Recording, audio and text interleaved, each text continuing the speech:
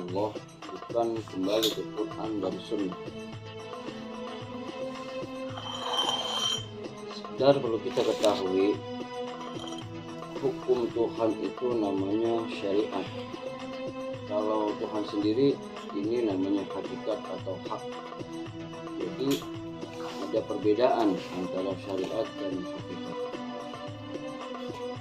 Syariat merupakan hukum-hukum yang ditinggalkan Tuhan, dalam artian pada saat kita kehilangan Tuhan, pakailah hukum-hukumnya. Sebab kita butuh teks pada saat tidak menemukan pemilik teks. Tapi kalau sudah ketemu pemilik, maka tidak perlu sibuk membaca teks, cukup ikuti langsung apa kata dia. Baca Quran itu hanya kita lakukan saat jauh dari Tuhan, saat dekat, atau bahkan sedang kita hadapan Tuhan. Ini haram hukumnya membaca. Kita justru harus fokus kepada dia, jangan sibuk membaca. Inilah dimensi hakikat, dimensi kontak secara langsung dengan Tuhan. Pada dimensi ini dia membimbing secara langsung, dia berbicara secara langsung, dia hadir secara langsung, dia sendiri yang mengarahkan kita secara langsung. Kalau kita seseorang mengalami pengalaman hakikat, ini akan merasakan betapa dinamisnya agama, sebab di-guide secara langsung. Beda dengan beragama secara tidak langsung. Kita harus mencari teks, lalu bergerak menurut tafsiran terhadap teks. Syariat seperti ini, butuh dalil untuk bisa bergerak. Namun jika dalilnya benar, maka benarlah kita. Kebetulan dalil itu sudah berusia ribuan tahun, sudah beredar kemana-mana, sudah diplesetkan kemana-mana. Apa yang disebut sahih belum tentu sahih. Namun lagi dalil itu baru dicatat ratusan tahun setelah pemilik dalil tiada. Defisiasinya besar sekali itu. Jadi kita beragama sebenarnya tidak langsung ikut Nabi, tapi ikut dalil-dalil yang diduga dari Nabi. Quran juga begitu. Kita tidak ikut Tuhan secara langsung, tapi ikut teks yang ditinggalkan Tuhan. Boleh saja, bagus, tapi itu bukan Tuhan. Tentu beda sekali pengalaman ikut langsung dengan presiden daripada sekedar ikut catatan-catatan yang ditinggalkan presiden. Beda pengalaman ikut langsung bersama tokoh yang kita kagumi serta hidup dan berinteraksi bersamanya daripada sekedar membaca tulisan-tulisan tentang dia. Kita hidup agama ini kalau ikut teks. Agama baru hidup kalau kita mengikuti Tuhan. Makanya pengalaman kita yang ikut teks Quran dan hadis itu jauh berbeda dengan pengalaman Nabi yang ikut Tuhan. Nabi tidak berpedoman pada catatan, ia tidak pernah membaca teks, ia berpedoman pada apa yang langsung dikatakan oleh Tuhan. Apa yang kita pahami,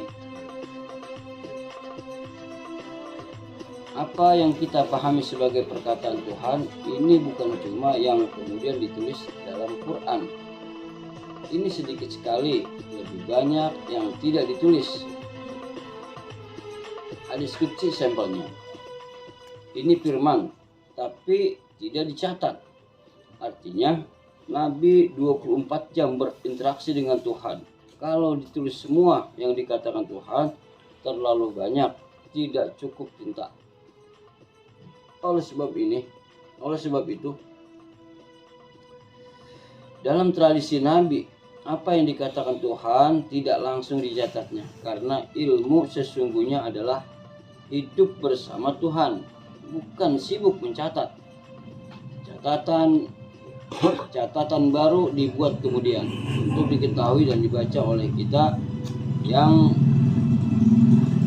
tidak pernah bertemu Tuhan.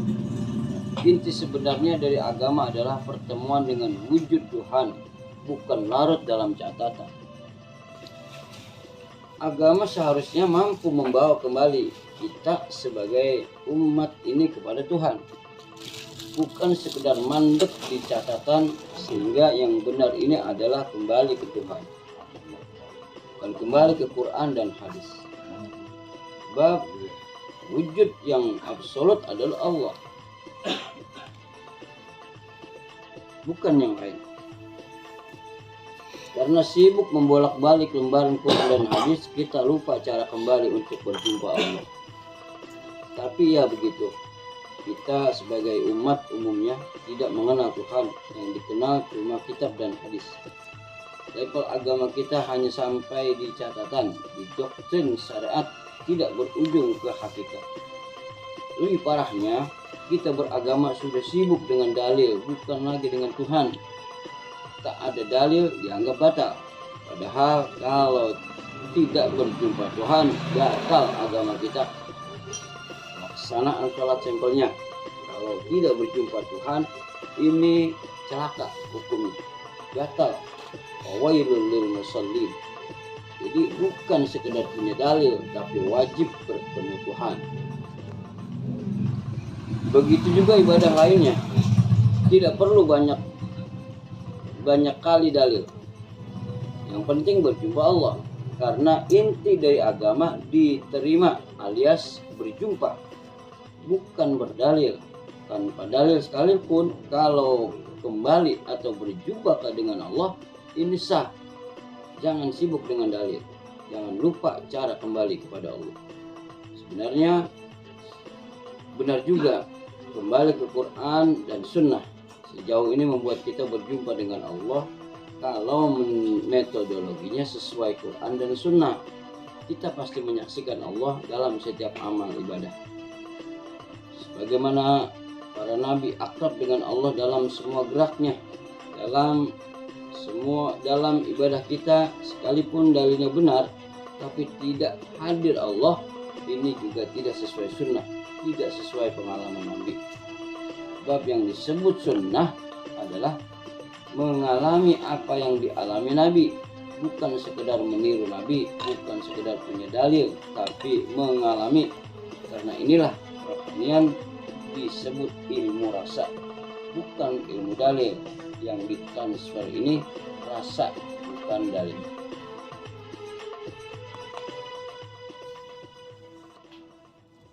Ribet nggak nih apa Teguh nih? Pak Barudin belibet nggak? Belibet ya? Belibet nggak kelihatannya itu Ustaz? Hah? Enggak, Pak. Enggak, yang baca kagak.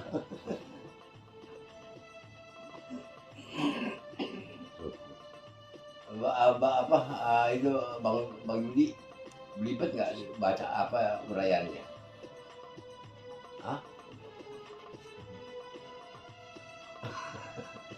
Bener nggak belibet nih? Iya terusin deh kalau nggak belibet ya.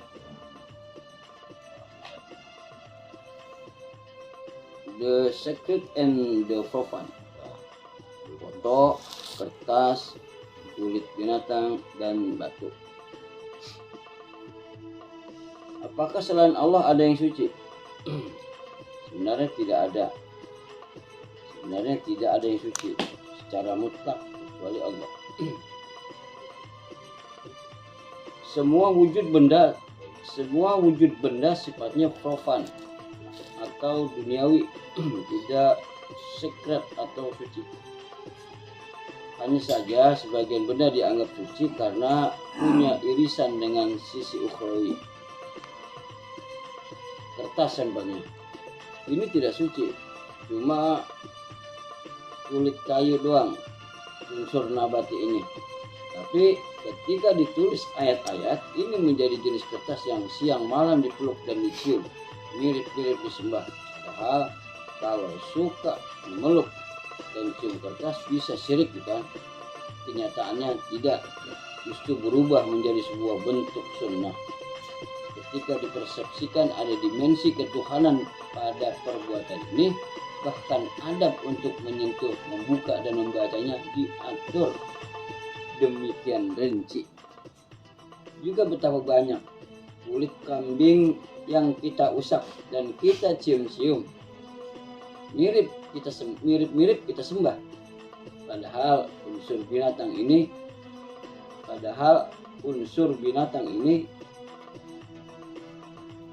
tapi karena sudah menjadi sampul Quran, nilainya tinggi. Kulit binatang sifat aslinya profan atau kotor, tapi berubah menjadi secret atau sakral ketika melekat dengan sisi-sisi yang berdimensi ilahi. Batu juga begitu. Ada jenis batu yang tiap tahun kita perebutkan, ciptaan orang, untuk kita sentuh, untuk kita cium, atau kita usap ke muka. Kita kelilingi sampai 7 kali. Padahal cuma batu itu. Ka'bah dan Hajar Aswad kita perlakukan seperti ini, mirip-mirip kita sembah. Mungkin karena kita anggap rumah Tuhan. Ada atau tunjuk atau arah ketuhanan di situ. Kalau pada kertas, kulit kambing dan batu, kita rasa ada wujud kehadiran Tuhan. Bagaimana dengan kita sebagai manusia? Bisakah kita memperlakukannya secara sama, mirip-mirip kita sembah, dengan cara kita peluk dan cium-cium? Kalau makhluk selain kita sebagai manusia bisa kita peluk dan kita cium-cium, tentu kita sebagai manusia lebih bisa lagi. Sebab dimensi kita sebagai manusia lebih tinggi dari pohon, binatang, dan bebatuan. Kita sebagai manusia adalah makhluk yang diciptakan secara sempurna dibandingkan makhluk lainnya. Tingkat transendensinya lebih tinggi. Makanya ada wali, imam, atau ulama yang diperlakukan begitu, karena dianggap sebagai wujud manusia yang melekat asma Tuhan pada individunya. Sebagian mereka bahkan membawa bukti yang kuat akan ini, baik dalam bentuk mukjizat maupun karamah. Artinya, sejauh ada unsur ketuhanan pada individunya, tidak ada masalah untuk kita ta'zimi sedemikian rupa. Cuma harus kita ingat, yang pantas kita peluk, kita cium, dan kita hormati sedemikian rupa hanya manusia yang ada vibrasi ketuhanannya. Kalau tidak, jangan, bisa syirik kita. Segala sesuatu yang secara khusus kita sembah, kita sujudi, kita peluk dan cium-cium, namun tidak ada unsur kemuliaan Tuhan pada individunya, bisa menyebabkan kemusyrikan. Menghormati batu, pohon, dan binatang secara berlebihan, kalau tidak melekat kalimat Tuhan pada objek-objek itu, sama halnya dengan menyembah berhala. Berhala adalah sesuatu yang tidak ada gelombang ketuhanan padanya, tapi kita mencintainya. Objek apapun yang nilainya profan itu berhala. Menyembahnya membuat kita jatuh dalam animisme. Kita sebagai manusia juga begitu. Ta'zim berlebihan kepada orang yang tidak ada Tuhan dalam individunya, ini musyrik. Tapi kalau ruhnya sudah mengalami keintegrasian dengan asma Tuhan, jangankan kita, malaikat pun tidak segan-segan bersujud dan berselawat untuk memujanya, kecuali iblis. Firman Allah Subhanahu wa taala dalam Al-Qur'an surah Al-Baqarah surah kedua ayat 34. Bismillahirrahmanirrahim. Wa idh qulna lil malaikati isjudu li adama fasajadu illa iblis aba wastakbara wa kana minal kafirin. Ingatlah ketika kami berfirman kepada para malaikat, sujudlah kamu kepada Adam, maka mereka pun sujud kecuali iblis. Ia menolaknya dan menyombongkan diri, dan ia termasuk golongan kafir. Dan firman Allah Subhanahu wa taala dalam Al-Qur'an surah Al-Ahzab, surah ketiga ayat 56. Innallaha wa malaikatahu yusalluna 'alan nabi. Ya ayyuhalladzina amanu sallu 'alaihi wa sallimu taslima. Sungguhnya Allah dan para malaikatnya berselawat untuk Nabi. Wahai orang-orang yang beriman, berselawatlah kamu untuk Nabi dan ucapkanlah salam dengan penuh penghormatan kepadanya.